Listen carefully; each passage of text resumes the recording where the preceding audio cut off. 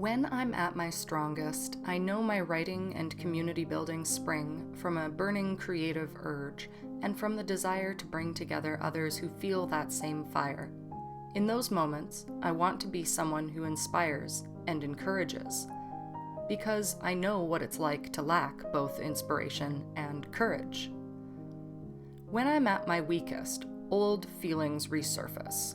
That urge to create worlds and spaces gets tangled with something darker. The fear of being left out, as I so often have been. Multiple things can be true at once. I can acknowledge the bullied kid who still exists inside me, the one who lets their guard down, invests in supporting others, only to be excluded again and again. And I can push the adult I've become to prevail, to set those moments aside faster and faster so I can return to my real purpose. But it's hard sometimes. Yesterday I asked, what do you do when you face roadblocks, when life gets in the way of your creativity? For me, the most important thing is acknowledging that this will happen. It's one reason I chose to stay away from winner and loser language with the order. Life happens. Emotions happen. People let you down, and sometimes that spills onto your creative goals. How you react to these events is what defines you. Do you wallow in the misery, or do you pick yourself up and carry on? I've found it's best to allow some time to wallow. Take a day to rot in bed and talk to your best friends. Don't have any? Get online and find a writing community. Chances are, someone there understands what you're going through. As you untangle your thoughts, return to writing as quickly as you can. Work on something where you can use those negative emotions because you need to work through them. That's important. Burying what you feel, compartmentalizing, and pretending it doesn't affect you won't help in the long run. But don't let it define you either. As artists, it's tempting to feed that darkness, believe me. But as an artist, you also have a superpower, the ability to channel negativity into your work and get on with it. In those moments, remember what really matters: your writing. Week 2, and I am late with my vlogging. Not gonna beat myself up about it though. This week has been a weird one. Haven't they all been lately for me? But as I always say, onwards and upwards. Last week, I teased the blurb for the novella, not sure yet, that I'm working on. So I want to share it with you now because I feel really good about this project. Better than I've felt about anything in a long time, and I just want to start sharing some of it.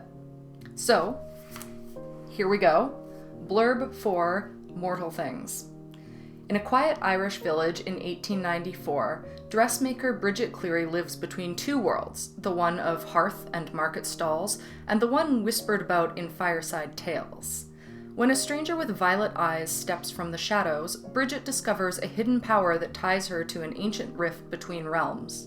Her secret meetings with him stir wonder and danger in equal measure, drawing the attention of a husband who sees only betrayal and a community quick to brand her something other than human. As winter deepens, Bridget is pulled towards a choice that could shatter the life she knows and awaken a force that will change everything. This is, as I've said, in the world of Sinterra, but it's also based on a historic event that actually happened. And I just had the coolest experience when I was setting this all up because it all came from me looking for a woman in history who could fit a very specific role in my story. And Bridget just came up. Even stranger, as I researched her more, I learned that her husband had a connection to Montreal. The amount of times I've had something uncanny like this happen in my writing process, it happens at least once with every project, and it always tells me that I'm going in the right direction. And this novel has actually turned out to be more therapeutic for me than other writing that I've done. I've poured a lot into it, and it's come very easy to me, except in certain parts.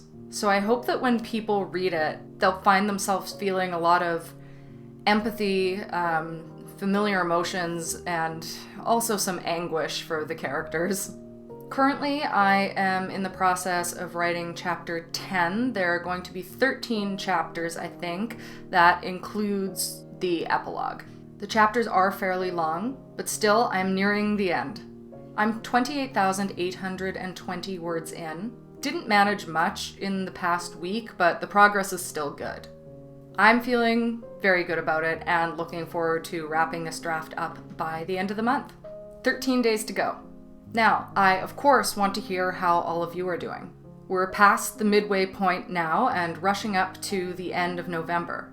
These things always go by so quickly, so I really hope that you've been able to enjoy the process and get some good words out. Let me know your thoughts. I will hopefully see you on the Discord server, and hopefully back here on Sunday. Until then, I hope that you are having a day that is just as wonderful as you are. Bye!